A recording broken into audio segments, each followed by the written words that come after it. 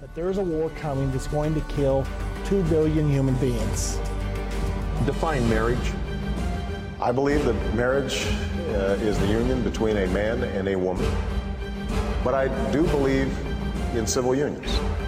Hamas has said clearly and publicly that they are not going to continue the truce, and the same day they attacked Israel.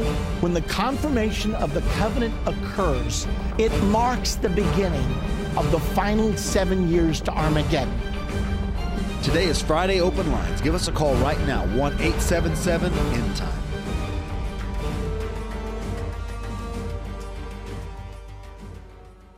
Look, there are two things I don't discuss: politics and religion. In my house, we don't talk about politics and we don't talk about religion. I'll talk to you about anything except politics and religion. I never talk about politics and religion. Politics determines how we'll live here on earth. Religion determines how we'll live forever. I'm Irvin Baxter. I think it's time we talk about it.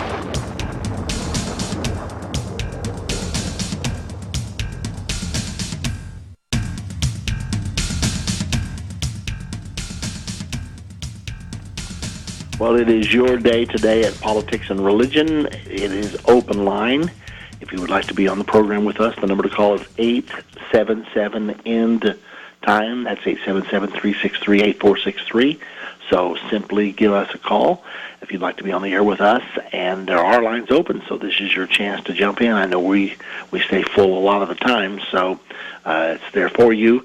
A little bit of a review where we've been this week, and it's one of those weeks when you think, did that happen this week or was that a year ago? I mean, it's been so jammed, but actually, over the last weekend, Osama bin Laden was killed in a raid on his compound in Pakistan.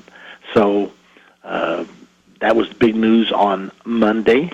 There was all kinds of reactions, all the way from condemnation for an illegal raid to the United Nations asking for details because they wanted to see if the United States obeyed international law in the way they went about this attack. Because a lot of people say that if you arrest a combatant, that you cannot summarily kill them on the spot if they're not armed. And according to all the information we have now, bin Laden apparently was not armed, but the Navy SEALs that went in were given orders, an executive order from President Obama himself, to bring him back dead, not dead or alive. So there's a lot of questions swirling around that. In the meantime, this week, Hamas and Fatah signed a reconciliation agreement, and just before they signed the agreement, Hamas condemned the killing of Obama, calling him a holy warrior. So now then the United States is going to try to straddle that gulf. How do you try to make peace with this new entity, a combination of Hamas and Fatah, while half of it is calling your archenemy a holy warrior, and also Hamas has been officially labeled as a terrorist state? In the meantime, of course, Mr. Gaddafi, there was an assassination attempt against him, which he escaped. One of his sons and 3 of his grandsons were killed in that raid, and all of a sudden we know that President Obama was involved in that assassination attempt as well. So it's almost like assassination has become an official policy of the U.S. government, which has never been favorably looked upon. And everybody's wondering, okay, what happens now? So on Wednesday, the actual reconciliation agreement was signed in Cairo, and many of the nations of the world are desperately wanting to recognize it, but they know the United States is against it. And then with Prime Minister Netanyahu in France yesterday, he said to Mr. Sarkozy, well, yes, we could deal with Hamas and Fatah if the right conditions were met. And, of course, what those conditions are is Hamas would have to renounce sovereignty. Hamas would have to, let me say that again. Hamas would have to renounce violence, would have to recognize Israel's right to exist.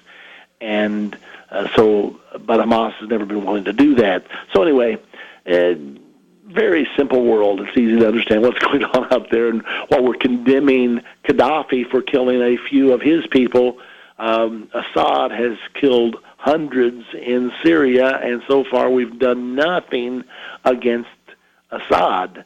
So it's like what's good for the goose is not really good for the gander here.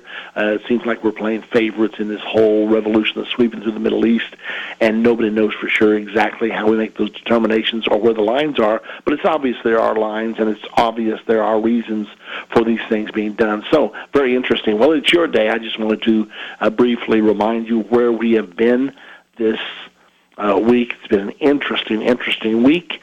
Jason is anchoring our program back at the studio. I am in New Albany, Indiana. I will be speaking this evening in Jeffersonville, Indiana, which is nearby here at the Sheraton Inn. The Riverside Ballroom is where it will be held, 700 West Riverside Drive in Jeffersonville. All of you are invited. There's not a charge for attending. A free will offering will be taken to defray the expense of the meeting. But Pastor David Cowden is going to be the host for our meeting tonight, and he's a wonderful friend of Endtime Ministries, and we appreciate him so very much. He's actually right here in the broadcast area with me right now, so it's really nice to have him with us here. That'll be this evening at 7 p.m., so all of you in the Louisville, Jeffersonville, New Albany area, you still have plenty of time to plan to be with us, and I hope you will be. It is going to be important, it's going to be intriguing, and we may even have a time for question and answers. There's so much on the table right now that I think it would be a great thing to do.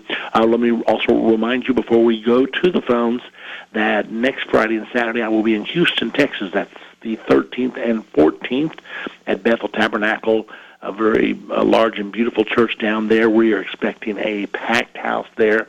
So that will be at 7:30 p.m. on Friday, the 13th, and then at 6 p.m. on Saturday, the 14th. And then on Sunday, I will be speaking in Houston at some Spanish-speaking churches, and we will give you more particulars about that in the coming week. Or else you can go to our website, endtime.com, click on conferences, and all the details are there. Okay, well, Jason, are you with us back at the studio? Yes, sir, I'm here. Okay, well, we're ready to go to the phone, so I'm just going to hike it to you, and let's go. Okay, Irvin, we're going to get started today in Indiana with Michael, who's listening there on the radio. Has a very important comment. Michael, you're on Politics and Religion. Welcome. Hello, thank you. Irvin, I just wanted to talk to you about the Balkans. I know I mentioned NATO previously, their operations in Serbia in 1989 when they bombed Serbia, but an earlier operation is really critical is the Pentagon's branch of the MPRI, Military Professional Resources Incorporated, and they had a project where they were helping the Croatians, and the Croatians adopted the same fascist flag they did during World War II. But my point was the Pentagon had a policy known as the Air-Land Battle 2000. In August of 1995, the Krajina Serbs were extracted from Croatia, and they issued a policy of ethnic cleansing of the Serbs, and over 200,000 Serbs were extracted from Croatia. And that's a very critical thing because General Ante Gotovina, they just tried him in The Hague. And the critical thing here is that most of the victims in Krajina were Serbs, and most of them were executed with gunshots. And to think that the Pentagon would have a role like that, and I looked up today, the MPRI president, CEO, is former NATO Support Commander, General Vance John Craddock. He was the latest NATO Support Commander for Europe, and he's the president CEO of MPRI. And you think of how could the Pentagon oversee an Operation Storm of Croatian policy, because this is the largest European land battle since World War II, and this is August of 1995. And at that time, the vice president of MPRI was Carl Bueno, and to think, the Serbs could be extracted from Croatia, and this type of thing could repeat itself. Yeah. And you think now more of NATO bombing Serbia in 1999. I wonder what's your view of NATO and the Pentagon's role. And quickly, too, I just seen the Atlantic Council video. They just had a meeting. Michael, we need to shorten it up here. We're getting too long. Okay. Let me respond to you here.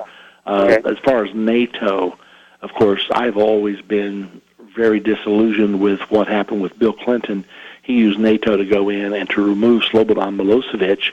They demonized him, and they tried to say he did all kinds of things. And I'm not saying that he was a saint, but I do know the way we did that was totally illegal.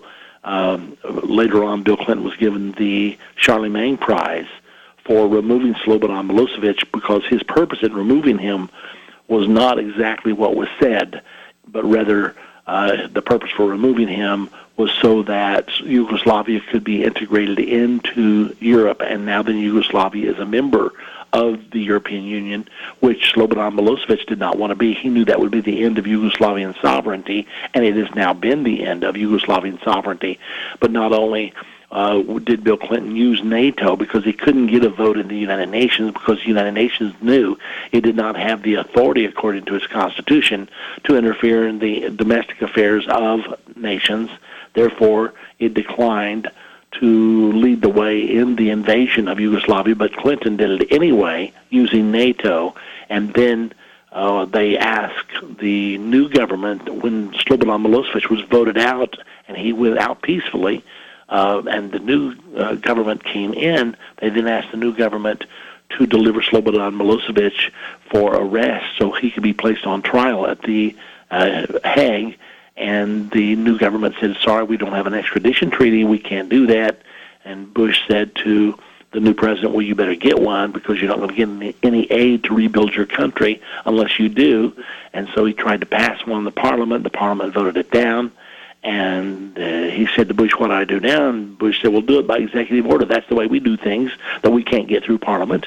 And so the cabinet passed an executive order, but Slobodan Milosevic was ready for them. He knew it was coming, and he already had an appeal before the Supreme Court of Yugoslavia. The Supreme Court of Yugoslavia ruled that the executive order was unconstitutional. Well, none of it mattered because helicopters swooped in that night and kidnapped Milosevic, and he woke up the next morning in The Hague, and he was then on trial for the next 4 years, and the trial dragged on so long that he died during the trial. So that's one of the dark sides of that whole Yugoslavian situation that very few people have heard about, but that's exactly what happened. Got to let you go, Michael. Thank you very much.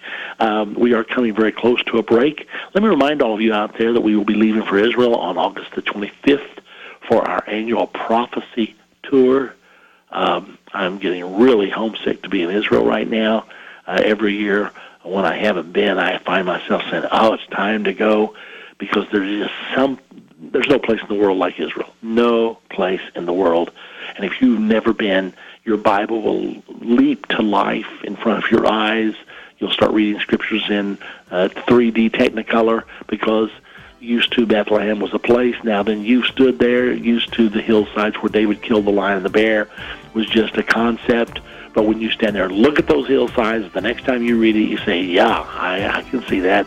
So it's very interesting. If you'd like to go with us, give us a call right now. The number to call is 1-800-END-TIME. Ask to speak to someone about the tour. Endtime Ministries presents End of the Age, a 30-minute commercial-free TV show hosted by Irvin Baxter. Every Monday, End of the Age airs on the Church Channel at 9 p.m., Daystar at 10 p.m., and on TBN every Wednesday morning at 7 a.m., all Central Standard Time. On End of the Age, Irvin depicts how modern issues like an establishment of a one-world government, the religion of Islam, a coming World War III, and more line up so clearly with Bible prophecies written over 2,000 years ago. To get tomorrow's news today, be sure to tune into End of the Age every Monday on the Church Channel at 9 p.m., Daystar at 10 p.m., and on TBN every Wednesday morning at 7 a.m., all Central Standard Time. Visit endtime.com for more details or call us at 1-800-ENDTIME. That's 1-800-363-8463. The Bible prophesies about 4 great spirits which control the actions of human beings, leaders, and even governments. One is a force called Islam that was foretold by God 2,000 years ago. In Islam and Bible Prophecy, the 4 Horsemen, Irvin Baxter proves that Islam is in Bible prophecy. Request your copy of Islam and Bible Prophecy, the 4 Horsemen, for a gift of $20 or request the CD for just $7. Call 1-800-ENDTIME. Join Politics and Religion May 10th as we welcome our guest, David Kuplian, best-selling author and managing editor of WorldNet Daily. Is there a liberal agenda to criminalize Christianity? David says Americans have been tricked into rejecting our core Judeo-Christian values and into accepting self-destructive beliefs and behaviors. Will Christians who advocate Christian values publicly be accused of hate speech in the near future? Join us Tuesday, May 10th to hear the verdict.